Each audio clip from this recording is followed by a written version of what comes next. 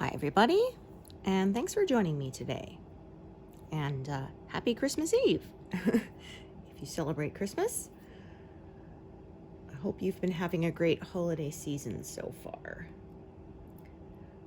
And I have less than 30,000 stitches remaining. I've passed that 6,000 estimate for this month. So this is all bonus now. Very happy about that. Had some time off work, so been able to stitch and make some good progress. You will probably hear my furnace running constantly today. It is a really cold one. It is in the minus 30s, and with the wind chill, it's below minus 40. Very, very cold. I'm very glad that I get to hibernate today. Stay home and stitch and do some baking, some last minute stuff. I do feel bad for all the people who are traveling right now because yikes. Ooh. Okay, so I'm working on, there's kind of a cluster of flowers here that kind of overlaps the, or covers up the fence post at the bottom here. So there's fence post above and now it's flowers. And then when I move over again, it will be a bit more fence post. I have reached the bottom of the piece, the entire piece. That is always an exciting milestone too. Gotta celebrate these as they come with these huge pieces. Whew.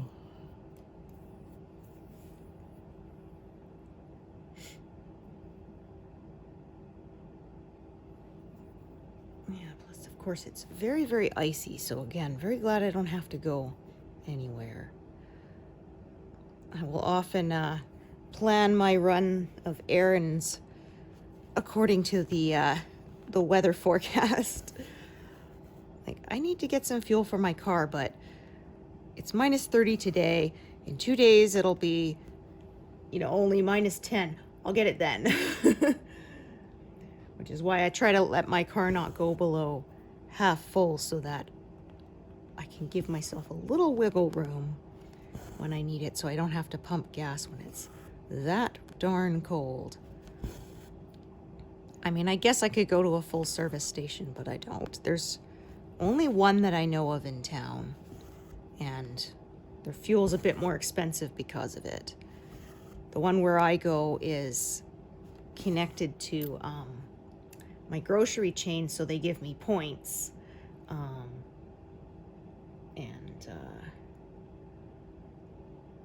mean, like, again, that's like free money. So yeah, I think I earn about, this year I got about 900 something in free groceries with all the points that I earned. That was pretty nice. Certainly wasn't going to complain about that.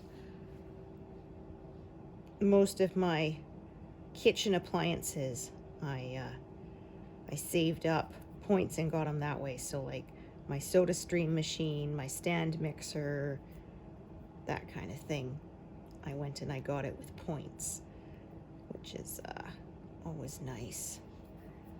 I needed some new fry pans, same thing, I got it with points. And usually in December I use up anything I have left, because with Christmas spending, it's nice to have that bit of offset.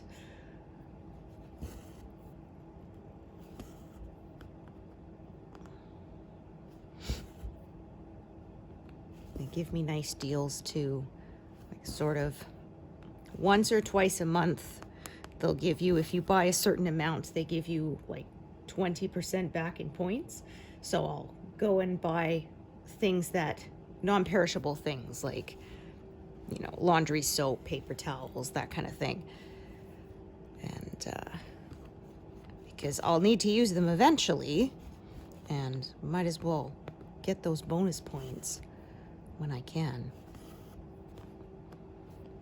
It's connected to, well, grocery store, and there's a gas place, and then there's Shoppers Drug Mart, which I believe is a Canadian chain of pharmacies.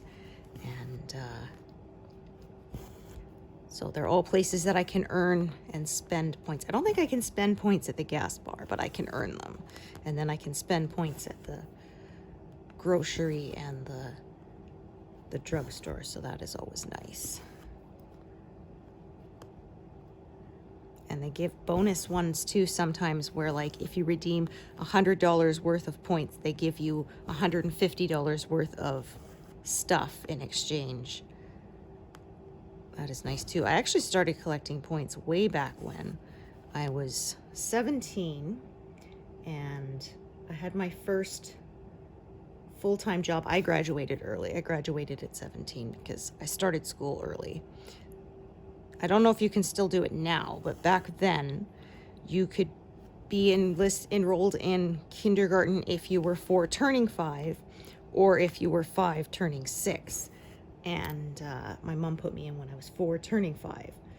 So I graduated early. Graduated at 17 instead of 18. I turned 18 a couple months after graduation.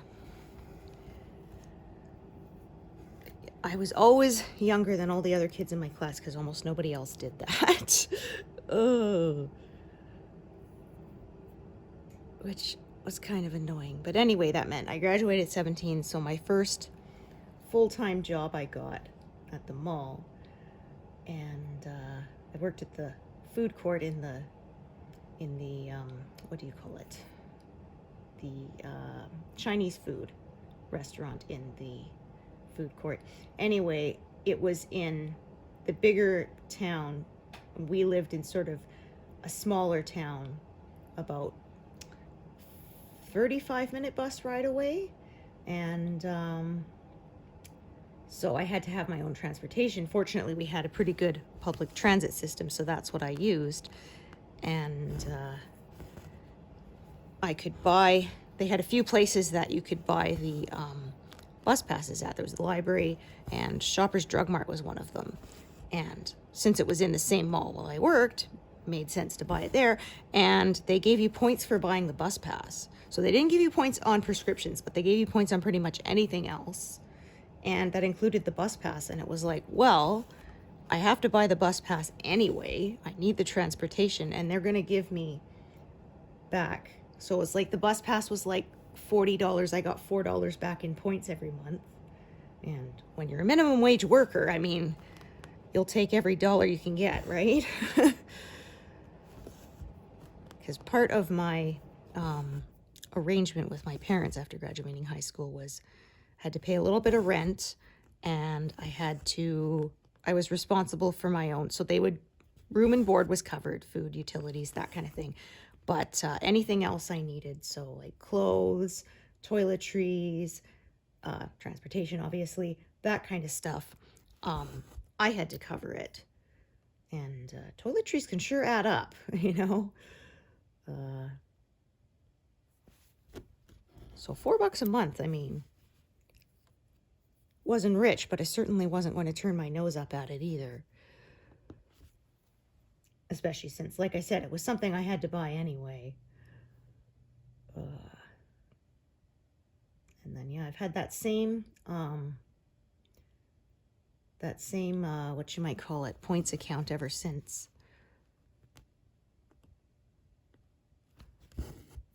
I'll have to double check because it keeps a running total of how much I've earned.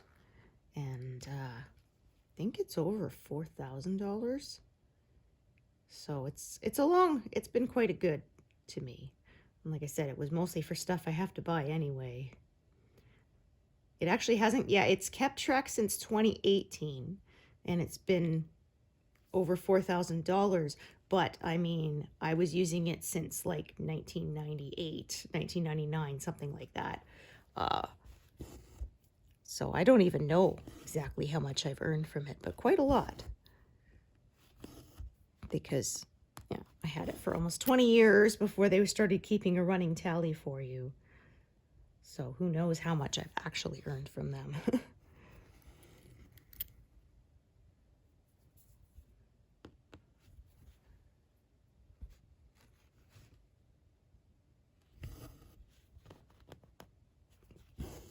That was funny, actually. That was the only Y2K glitch I ever had to deal with, was when we rolled over to the year 2000, they had trouble for some reason with the printing up the new bus passes for January.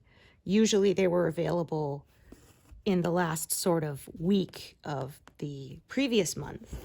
And I guess the computer doing them glitched out because of it turning to the year 2000, and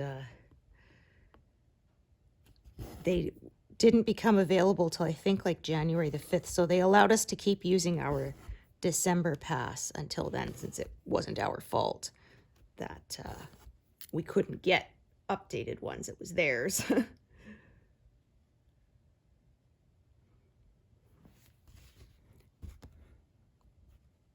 Yeah, it was funny because they had cheaper ones for students, and then adult passes. And my very first job I got before I managed to get the mall one was I was a part-time ESL tutor, English as a second language, to a exchange student in my old school. And we used, so I was taking and I had an adult bus pass, but I was going to the school, and of course I was 17 at the time. So, and the guy's like, "Whoa, did you steal your older sister's pass?" I'm like, "It's mine."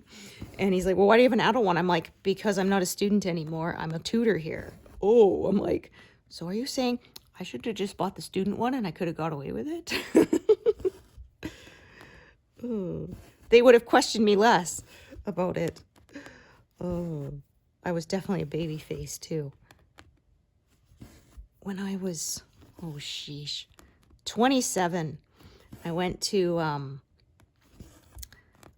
local library book sale. They have it twice a year, I think, and I haven't gone since 2020, but I always went, and I had a great big bag of books, and the lady says, "I'm a teacher. It's so nice to see the young people reading," and I'm like, "Yeah, I'm almost 30, but thank you." Probably not as much younger than you think. Okay, let's take a look here.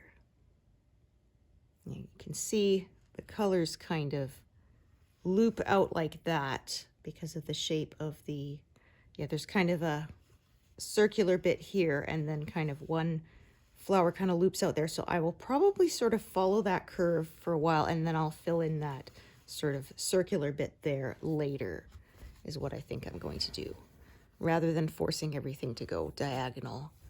This is my newer method, and I find it a little bit easier. Alrighty. I'm going to check at what I have. Yeah, okay. Now, where I live now, we don't really have any public transit unless you're in a really big city. Like, you have to be, like, say, Edmonton, Calgary, for there to be decent public transport. But where I live, it's all cabs or ride shares if you don't have your own vehicle. I suppose waiting in the super cold for it would kind of suck too.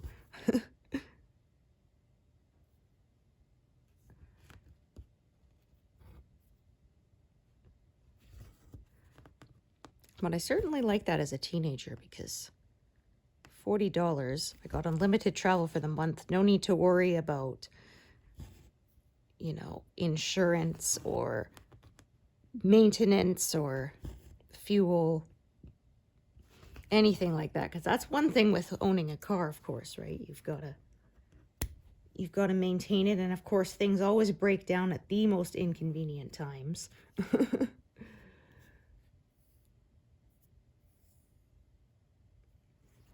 All right, So I did a short little piece there just because of the way the shape was.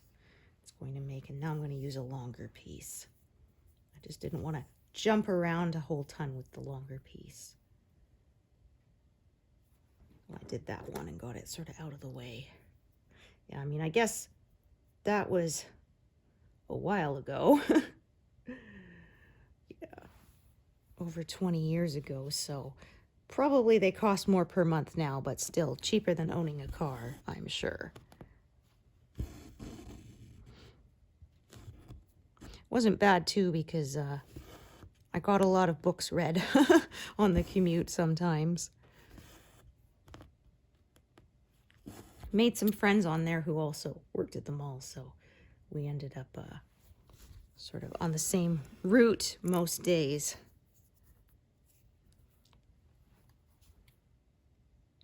Yeah, this was way back in the days before Facebook, so of course wasn't able to really keep in touch with any of them. Sheesh, I can't even remember names anymore. I've never been very good at names. They do not like to stick in my head.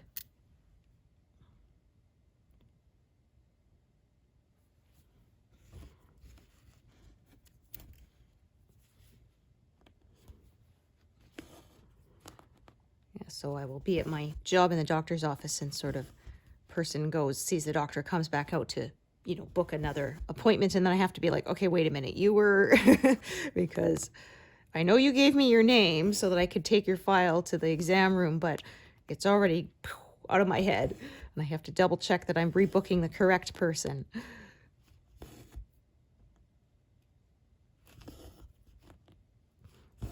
Because usually we have 2 exam rooms going, so yeah, if it's, you know, women in both, I can't remember which is which as easily.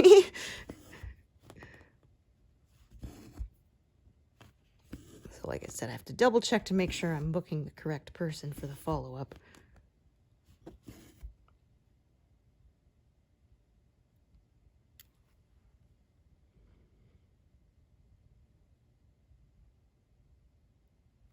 All right, just double checking what I did here. Oh, did I grab the wrong piece? No, I didn't. Okay. So I did that, right?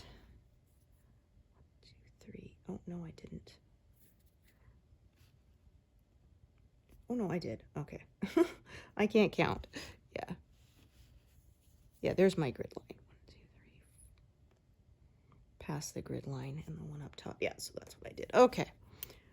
I am tired. Had a hard time falling asleep. I'm having to readjust again. I was taking magnesium supplements because they can help relax you. Unfortunately, it was giving me stomach troubles. So I switched and I use a magnesium cream now, but they say it can take a couple weeks to feel sort of the full effect of it. So I think that's what's happening. Apparently it says on it, it can help if you have restless legs too. So my husband has that sometimes. And taking magnesium can help. He doesn't need to take it every night, but there's some days when it's really bad. And, yeah. So I remember one time I was trying to sleep, I'm like, okay, you done dancing now? Oh. So he's all shifting around trying to get comfortable. Oh dear.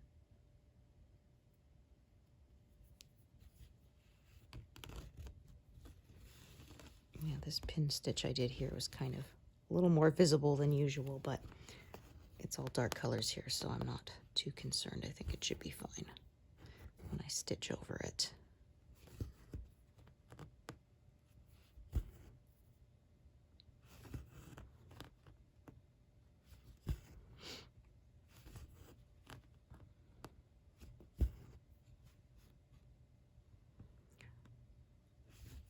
With less than 30,000 stitches to go, and if I manage to keep to a pace of about 6,000 a month, then that will mean I will be done by end of May or a little bit sooner. We will see. Of course, I will lose some stitching time in sort of February when the Olympics come, January, February. There's more figure skating competitions to watch. But we will see.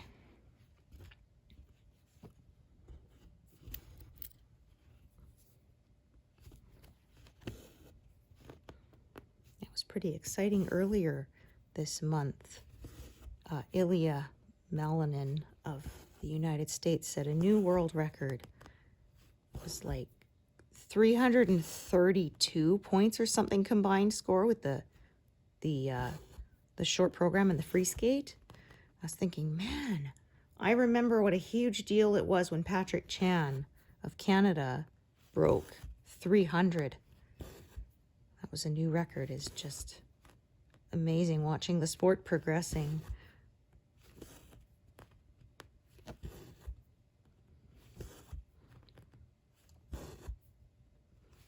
It will be very interesting to see.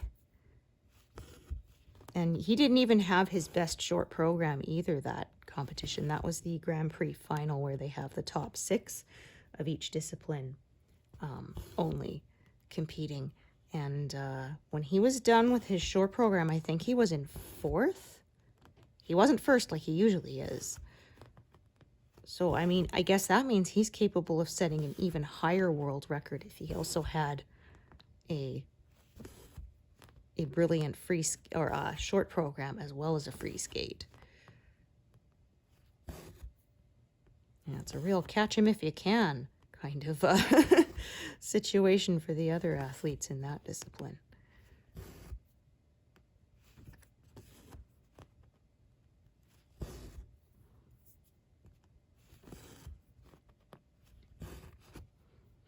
There's a few. So for the ice dance, their theme for the short dance is the 90s. And a few people have picked I'm Too Sexy for My Shirt. And I'm wondering if it's because it mentions Milan in it. You know, it's just something like New York, Japan, and Milan, which is, of course, where the next Olympics are going to be held. So gotta wonder if it's that. It makes me feel old, though, because I said a lot of these athletes, they weren't even alive in the 90s. Because, you know, they're like 20s, sometimes younger, sometimes teens. Of course, the Great Britain team used Spice Girls because, I mean, what else would you do if you're from from Great Britain? Lots of athletes with space buns and the big sparkly hair clips.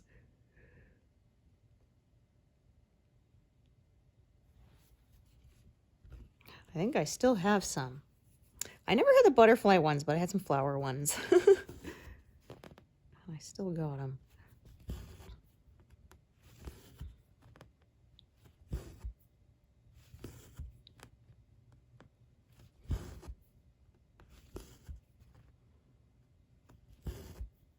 I could never get space buns to look right on me either. I'm not good at hair. I'm a very wash and wear person. Maybe throw it into a ponytail or a bun, but that's about it.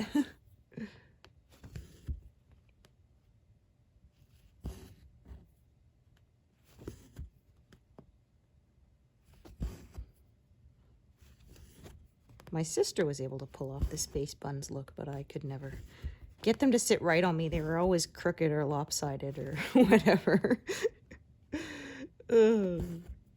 My hair's also very slippery too, so it's hard to put it up and have it stay up. Yeah. All right, so I've got 2 strands here. See how long that one is. All right, and see how long this one is. All right, they're both a fairly decent length. I may sort of just juggle them both, or I may decide to end one off. I will decide as I stitch. That's usually the way I go about it.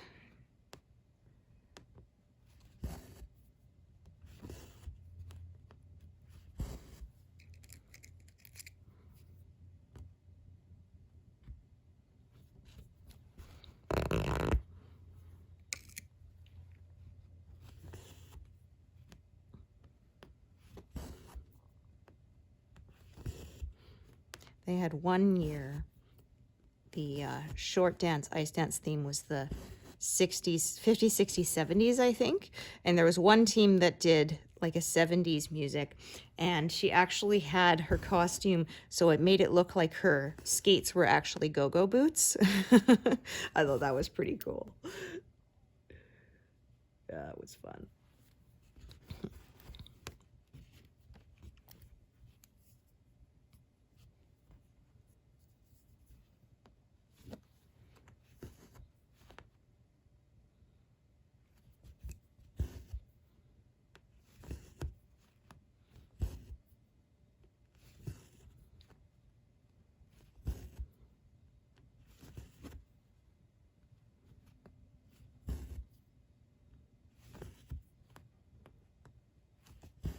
Still quite a lot of this color here, this navy blue.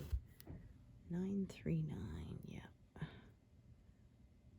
So then there's the other strand here, up here. Yeah, and there's another strand kind of up there for the next sort of little section.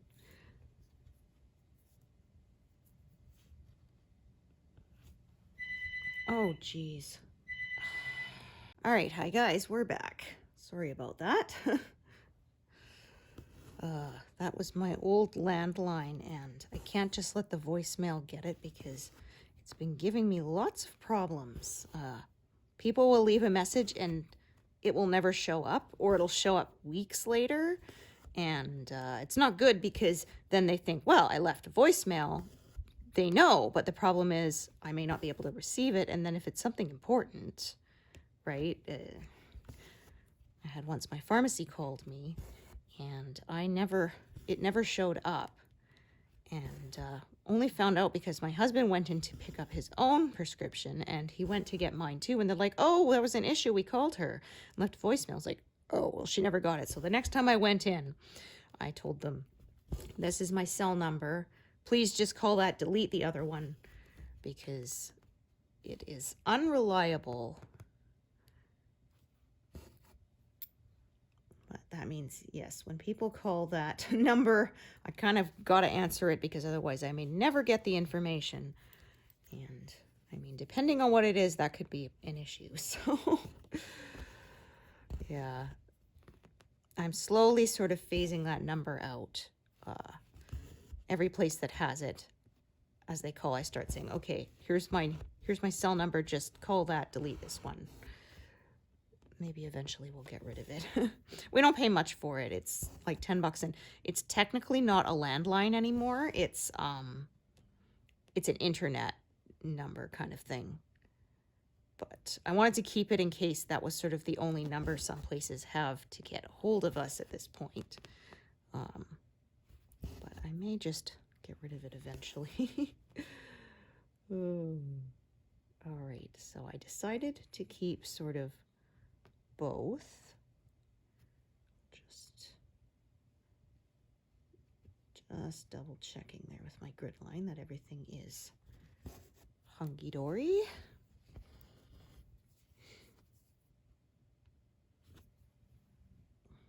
Yeah, I didn't want to give up that landline number because then they might assign it to someone else, and that can cause, oh man, I had issues. The very first phone number I got after I moved out of my parents' place, they gave me one that had been in use by someone else not that long previously. I constantly got collections calls for this guy. And so I had to change my answering machine message to say, I don't know this guy. You can't reach him here. I don't have contact information. Like, do not leave messages for this guy. This is his old number. And I have friends who call me like, what's that message? I'm like, just trust me. I need to, because people keep trying to, yeah. And, oh, it was so annoying. They left his calling card connected to that number active. So the very first bill I got, I opened it up, and it's almost $300. I'm going, what the heck? Like, I didn't make long distance calls. It should have been like $50. And so I go and I look and I see all these calling cards are like internet. I'm like, these aren't mine. This is this other guy's. And I said, why is this calling card active? It is not mine. Cancel it. And they said, okay, well, we'll do that. And I said, well, what about these charges? They're not mine. I'm not paying. They're like, well, you could pay it, you know, and we'll reimburse it. I said, I'm not doing that. Like, I work for minimum wage, lady. This is an entire week's wages. I don't have that in my budget for something that isn't mine. Like, normally I'm more polite about it, but I was just so shocked she would even, you know, suggest that as a possibility. Like, lady, I work at the food court. I ain't got an extra $200 and plus in my budget. Come on. And so they did. And then the next month I got it, guys charged. So they did cancel it. I only had to pay what I owed, no penalty. And I figured that's the end of it.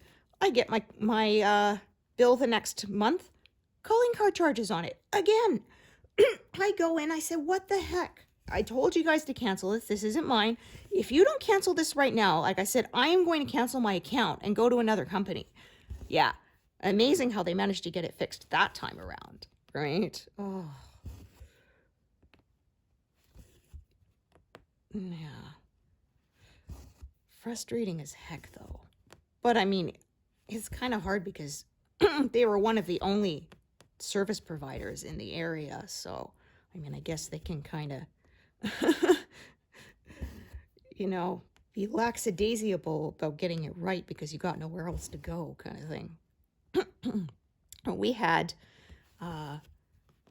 We got married. We moved to a new place, and we either got a new number or they transferred it to our new address. But anyway, they came to the place and hooked it up and everything. And I mean, I figured they know where our address is. They hooked it up. Well, no, they kept sending bills to our old place. And I sort of didn't realize we weren't getting bills because I just sort of like, I pay them as they come in the mail and wasn't really keeping track of it, which, yes, my mistake. But, so I didn't realize that we went overdue for like 6 months because I just didn't think of it. Like I said, I just pay bills as they come. I didn't keep track of the fact that, okay, I should have received. And so, yeah, they cut off our service. And then one day I picked it up to make a phone call, and it, you know, automated voice came on that your service has been disconnected, and we could only call either 911 or the phone company. And so we called them and said, what the heck? They said, we haven't paying your bills. And then I said, well, we haven't received any bills. And they said, well, we've been mailing them. I said, where have you been mailing them to? And they gave our address. I'm like, yeah, well, we don't live there anymore. And I said, you guys hooked up our phone line in our new place. Why would you not update the address? Like, you have the information. So, my husband kind of, he's better at dealing with this than me. So he kind of got, you know, snappy with them, and we ended up not having to pay the, what you might call it, you know, reconnect and overdue bill things, because he said, like, we shouldn't have to chase you to send them to us, kind of thing, right? Like, you guys should have updated it and sent it automatically when we had the phone system changed. We thought you had. And I mean, yeah, that's partly on me. I should have checked, but, you know, we were both working full time, and it just wasn't something I thought to check. I had more faith in them keeping things up to date, I guess. Oh dear. Like I said, you hooked it up at the new location, so clearly you know we don't live there anymore. And whoever lived at that place either didn't bother sending them back saying not at this address or whatever, and are calling them, so they probably just threw them out, figured they can deal with it. And so, yeah, it was one of those cases of the left hand doesn't know what the right hand's doing, right? Oh dear.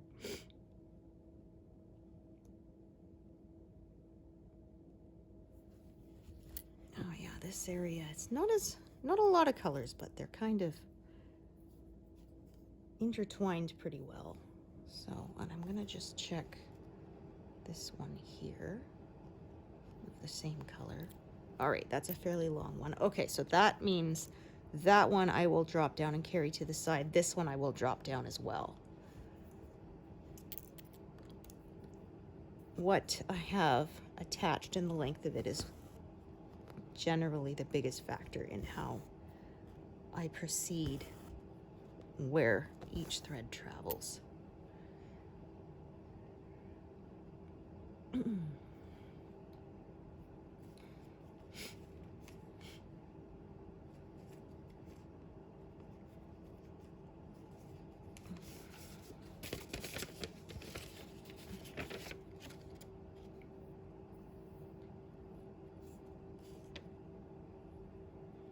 Well, I heard one, and I don't know if it's an urban legend or not, but there was one I read about online where a guy was sent this collections message from like his gas company or something saying that he had an overdue balance of 0.00 and he needed to pay it.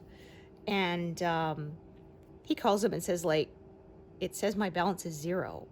You know, it's not overdue. And they're like, oh, yeah, sorry, that's a glitch in our system. Just ignore it. It's fine. And then the next month he gets another, you know, more strongly that, hey, excuse me, but if you don't pay this, we're going to send it to collections kind of thing.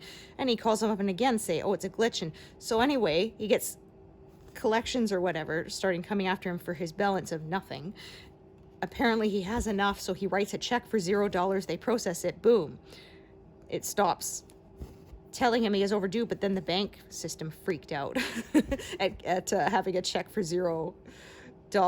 And yeah, it's like, I don't know if that's true, but honestly, having dealt with technology, I could well imagine it. There was one I read about that a guy wanted a vanity plate for his vehicle, and they gave you up to 3 choices. And like if the first choice isn't available, they give you the second one. If the second one is, they give you the third. Well, he only had 2 choices, and so for the third one he wrote no plate, as in, if those aren't available, I don't want a license plate. Well, instead they sent him a plate that said no plate on it, and he kind of thought, okay, well, whatever, I've paid for this. So he puts it on his car. Anyway, then he starts getting parking tickets for things that are like all across the country, because the police officer would write down no plate if there was no license plate, but the system would read no plate and think it was his. And yeah, he should have canceled it because it caused him a big old nightmare. Oh, you gotta love technology, hey? It's supposed to save us time, but sometimes it ends up causing so many headaches.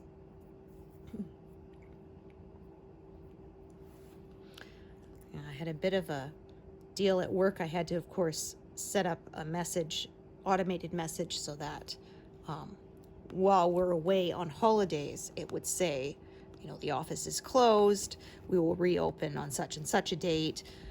If this is an emergency, you know, call 911 or go to the nearest emergency department. And I called up the company to ask them how to do it, and they gave me this way, but it was weird. If the main switchboard was forwarded to one of the handsets, it would work, but if it wasn't, it wouldn't, or something like that. It didn't work for all the configurations. And so I ended up deleting it and doing some Googling and trying around, and I actually managed to find a simpler way to do it and got it working. So yeah, it turned out when I set it up, it was only for certain hours, and so it would work sometimes and not others. And I actually had to go in and instead say 24 hours a day, and then we just toggle it on at the beginning of holidays, toggle it off afterwards, and then it worked. Whether the main switchboard was forwarded to a handset or not, it worked. I tested it, so it's like, whew, thank goodness. But it was funny because I called them up to guide me through it, and what they gave me didn't actually work properly. Ugh.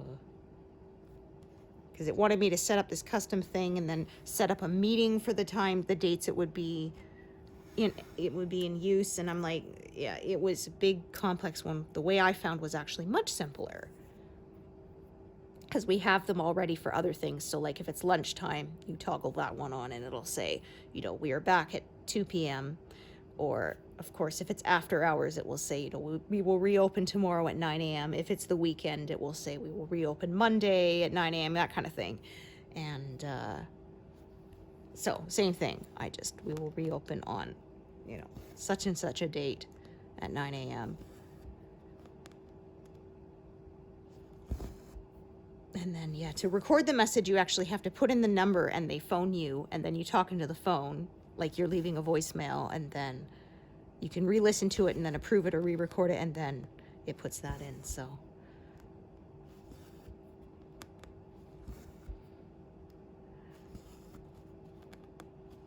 yeah, because I remember my old job at the newspaper, changing the voicemail message was super easy. This one was, yeah, a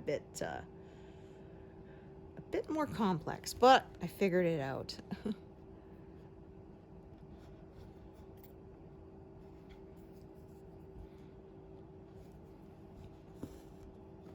Yeah, I was talking earlier about the whole Y2K. There's a joke that the real Y2K bug was how it broke our brains because, yeah, someone will say 10 years ago, my brain still thinks the 90s, and it's like, yeah, that's not possible. We were told the world was going to end, so our brains just kind of stopped counting time from there if we were old enough. But yeah, the only glitch I ran into was that with our bus passes didn't get printed on time. We had to wait for the first week of January. It was funny too because I had my old computer, and I remember I tested it. I set it to, New Year's Eve 1999 and let it roll over, and it rolled over and said year 2000, no problem. Like, okay. So I reset the time, the date back to the correct date. When the actual rollover happened, when I booted up my computer, it thought it was 1980, which was really weird because I was told that the computers would think it was 1900. And then I just reset it manually to year 2000, and then it was fine. So it was weird, but my sister-in-law said she flew somewhere on December 31st, 1999, and she said the plane was practically empty because people was all told that like planes would start falling out of the sky and stuff. So after everyone boarded, the flight attendant was just like, yeah, y'all can sit anywhere. You can sit in first class because we got plenty of seats, because there was like 10 people on the whole plane. And so I was like, yeah, you could just sit wherever you want. It doesn't matter, because like we had more first class seats than they had people in them. Ugh. And actually it made it easier for them if everyone sat up first class. They didn't have to go all the way to the back to give people their meals and stuff. So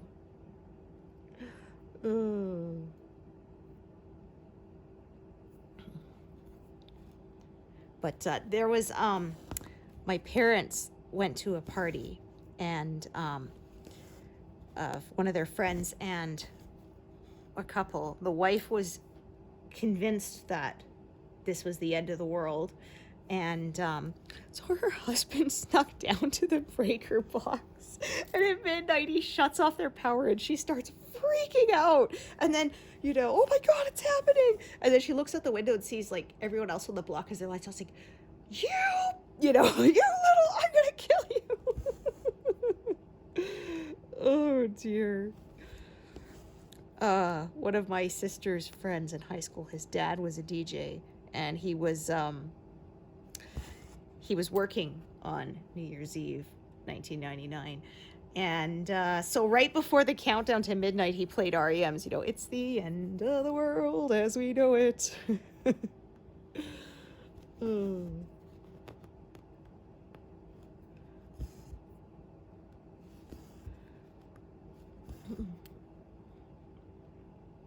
But it wasn't. Yeah.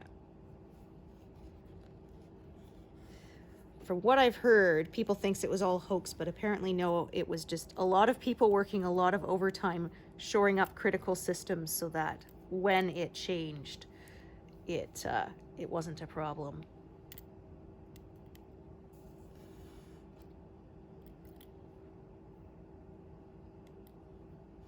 There were a lot of computers that were sold in sort of the last few years of the 90s. They had warnings on them to turn your computer off before midnight 1999 because there was a fear of like a power surge or something.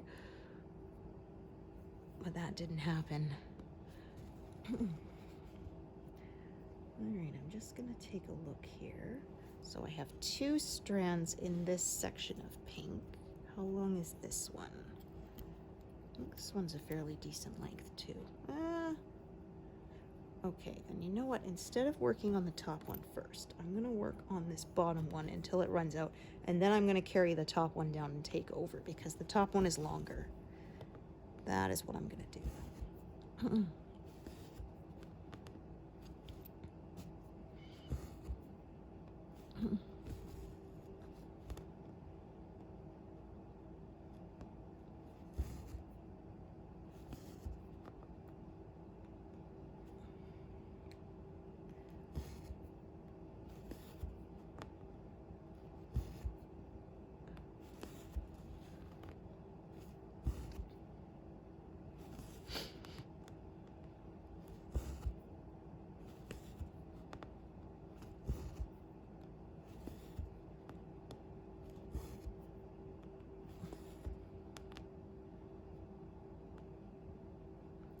I pin stitched this color here, you could see I didn't get it exactly down the center, and that's why it didn't sort of disappear like it usually does. But I'm pretty sure when I stitch over it, it will be covered sufficiently.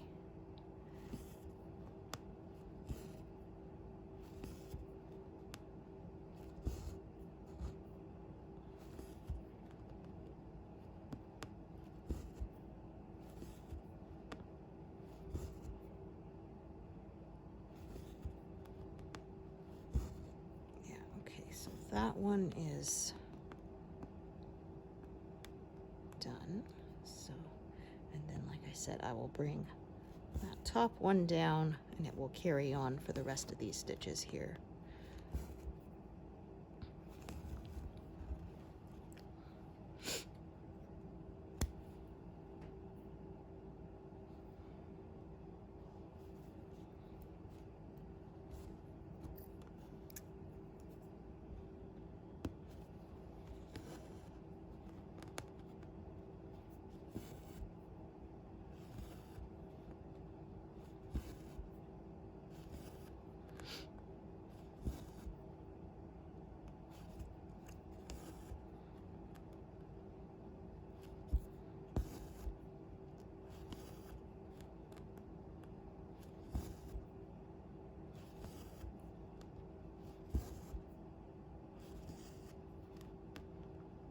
Travel this thread downwards, and then this other one, the next color, is going to travel upwards, like that.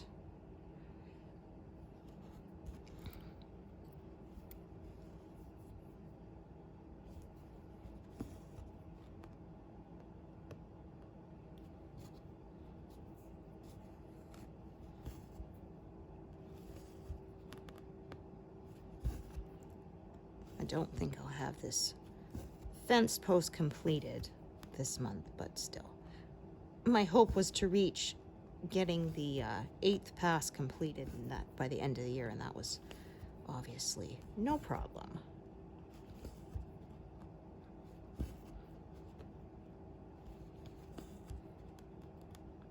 The beginning of the year, I was hoping I might have this done by the end of the year, but that turned out to be a little too ambitious. There we go. So I will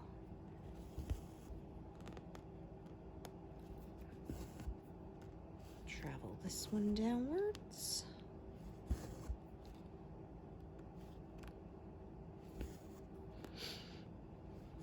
Yeah, so Christmas Eve, it's the night to watch It's a Wonderful Life, like I do every year. I think I first saw it when I was like 11, and I've seen it ever since. And my sister's husband had never seen it until they were together. And then my sister's like, well, how can you never have seen It's a Wonderful Life? Now you have to. And he enjoyed it, so it's a classic.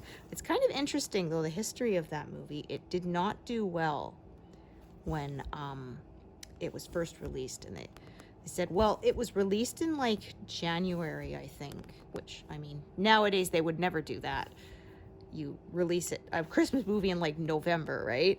But and they said it got a limited release, and where it was released had a really bad snowstorm, so people didn't go to the theaters, so it didn't do well at the box office. And plus they said, like, it can be fairly dark in theme for a lot of the movie, right? And it was right after World War II, and people didn't want heavy, right? And anyway, the reason it became so popular is the copyright lapsed because somebody was supposed to renew it, but they didn't, and so it lapsed, and so it fell into the public domain. And anything in the public domain means they can air it, they don't have to pay royalties, nothing. So places started showing, TV stations started showing it, because if you had a copy, you could air it if it wasn't, if it was in the public domain. So they did. And so because it was shown sort of every year, that is how it became so popular. Kind of interesting. The scenes, the most intense snowy scenes were actually shot in July. And so in some of, I have like a restored version. And if you look very closely, you can actually see the snow is melting off of the cars and everything. And that's why, like, what's his name? Jimmy Stewart's face is kind of shiny, is because he was sweating, because they said it was a heat wave when they were filming that during the week they were filming those scenes, and so everyone was sweltering under those heavy coats. Oh, and Bert and Ernie from Sesame Street are named after the cop and the cab driver from It's a Wonderful Life. So there's a little trivia, in case you didn't know.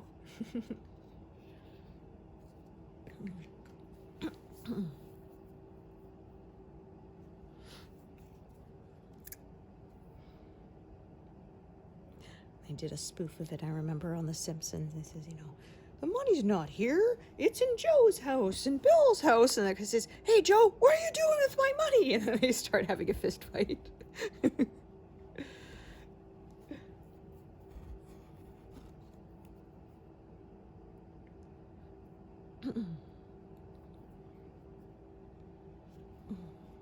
Oh, the part when there's the run on the bank, and he has the $300 and he's doling it out to people to tide them over till the banks reopen. And anyway, he the one where the lady says, "Can I have $17.50?" wasn't scripted, so he didn't know it was coming. So when George kind of leans over the counter and kisses her for saying that, that was not scripted. That was him being in character and sort of the overjoyed of, oh, thank goodness, thank you. That was where that came from. So I'm a huge font of useless Christmas trivia.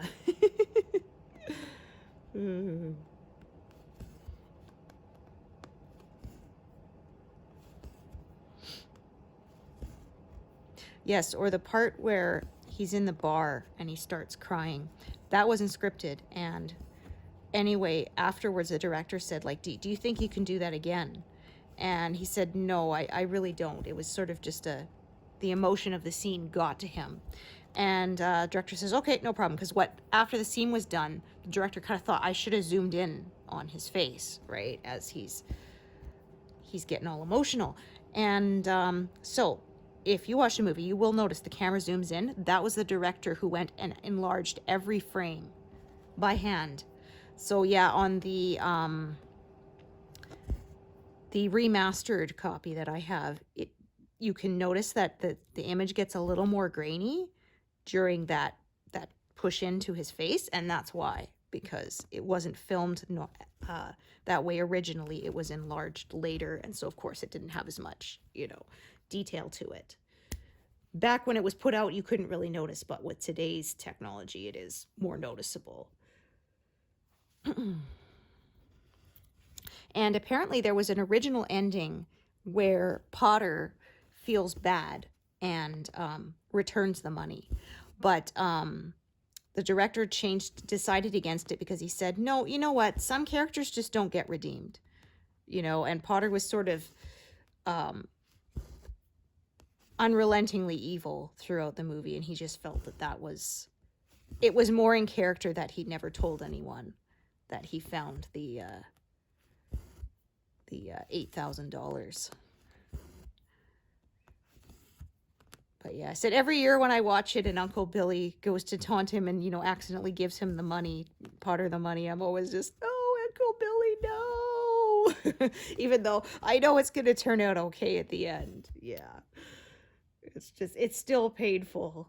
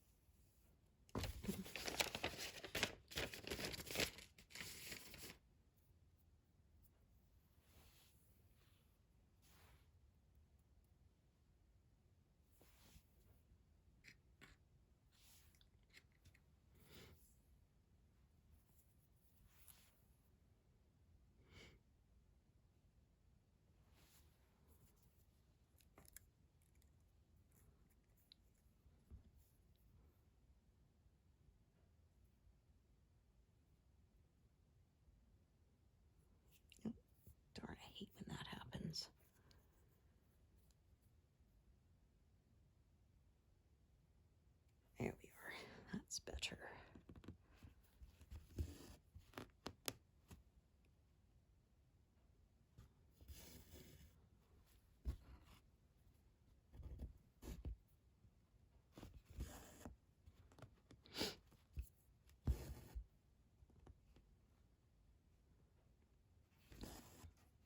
Oops.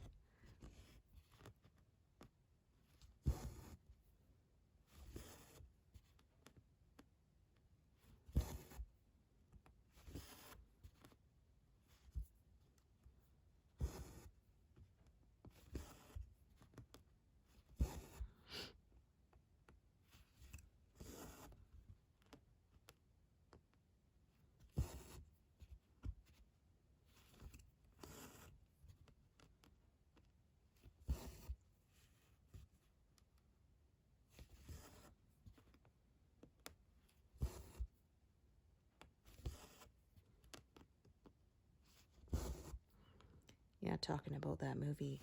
And they said at the time, when movies did snow, they used like spray painted cornflakes or whatever. But of course, that meant all the sound had to be re-recorded post-production because, of course, crunch, crunch, very loud. And the director decided he didn't want that, so he had tons of ice blocks shipped in and then shaved down to make ice so that it was real snow, which of course was a big deal. Like now they got snow machines and it's not as tough, but back then was a lot more difficult to do. And they built the set. All those trees down the center of Main Street had to be planted in place to build that, because the actual town where it's set doesn't exist. Oops.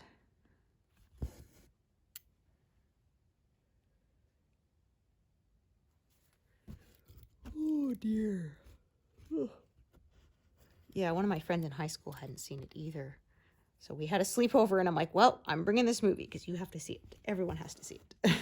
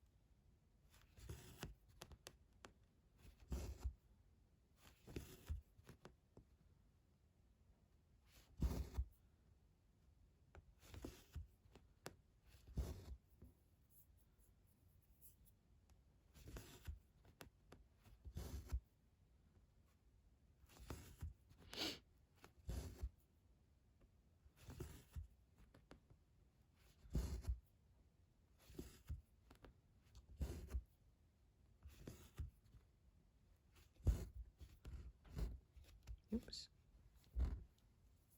Double check that. Felt a little. Yeah, there's something back there. Okay.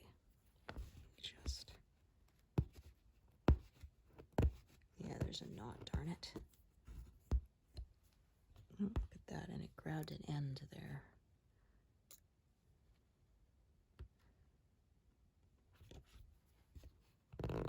There we are. Yeah, I don't know how that happened, but it did. So I'm just gonna tack this over here. It's a very small knot, so it won't cause a lump, but I want it to stay on the back, obviously.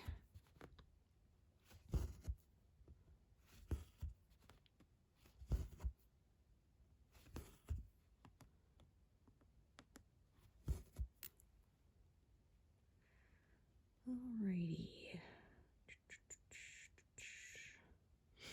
Alright, so I'm going to divide this color up probably. Alright, I've got a short, very short piece, so it'll probably be good for these sort of 2 stitches there. I'll do them by themselves later with a really short piece. And I'm going to get myself a new one.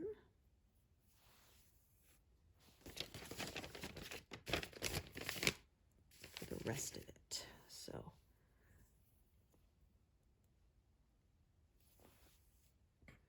going to do these 4, sort of travel upwards.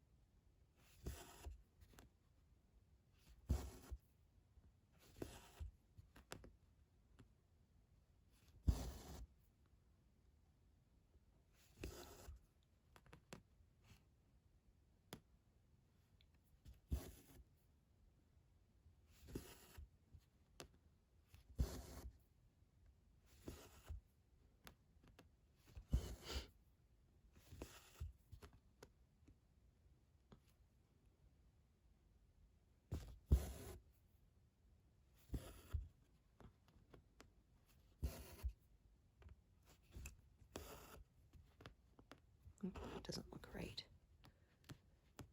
Yeah, I think I missed the proper hole there. There.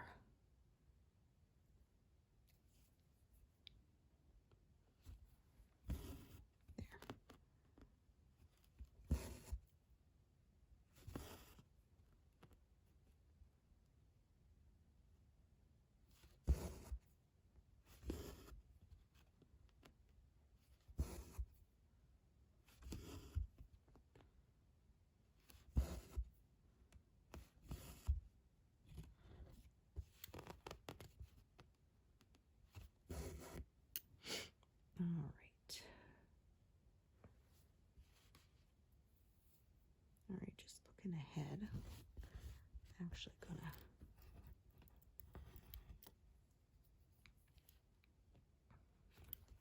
switch to this color here.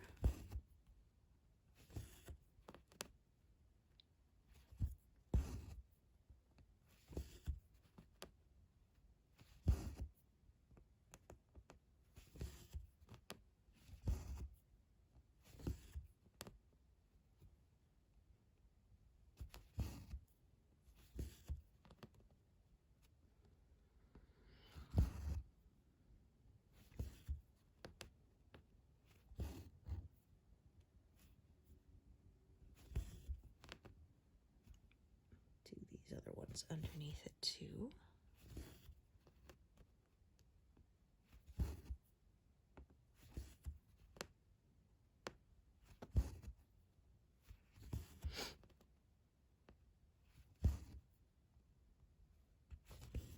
See, that is just the right length.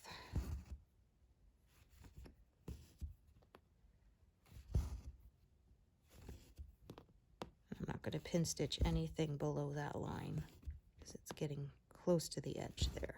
So I'll either draw it along the back or pin stitch it up here away from the edge. So I don't want it to show through on the outside, obviously.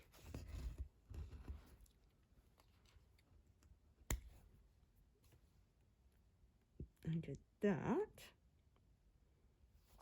so that I can do that run of color there. Ooh, I'm gonna want both strands, not just one. Oh, wait a minute. I think I grabbed the wrong thing here. Yep, I did. I went up a square and then I went, wait a minute. The grid line is in the wrong place.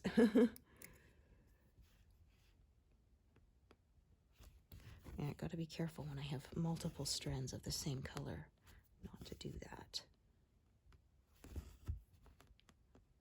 Okay, I think this should be just the right amount for this number of stitches here.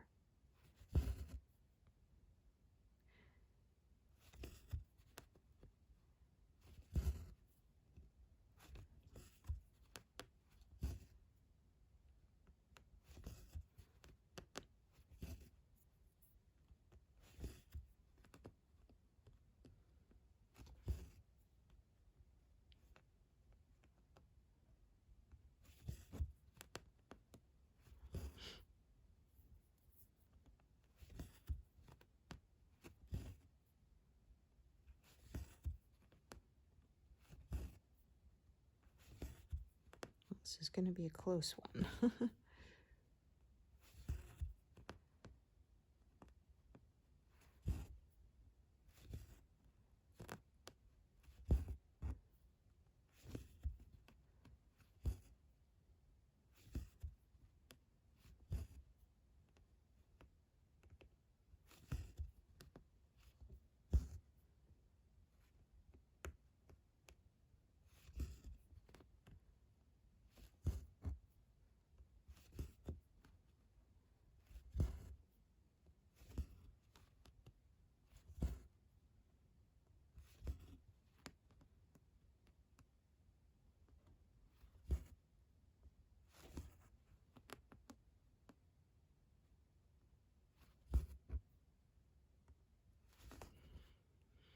All right, we'll do one more to give me that nice even 200. And then that will be where I call it a day.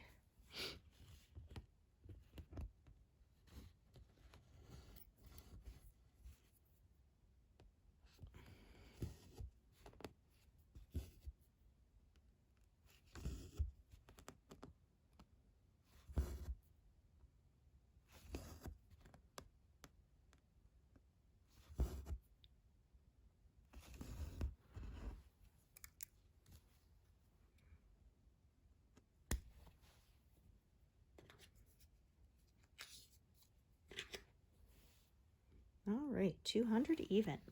So thank you so much for joining me today, and I hope you have a wonderful holiday. I hope if you celebrate Christmas, I hope that you get to have time off work and get to spend it with people you love and have good food and just all around good times. And yeah, I hope to see you back here after Christmas. All right, thanks everyone. Bye.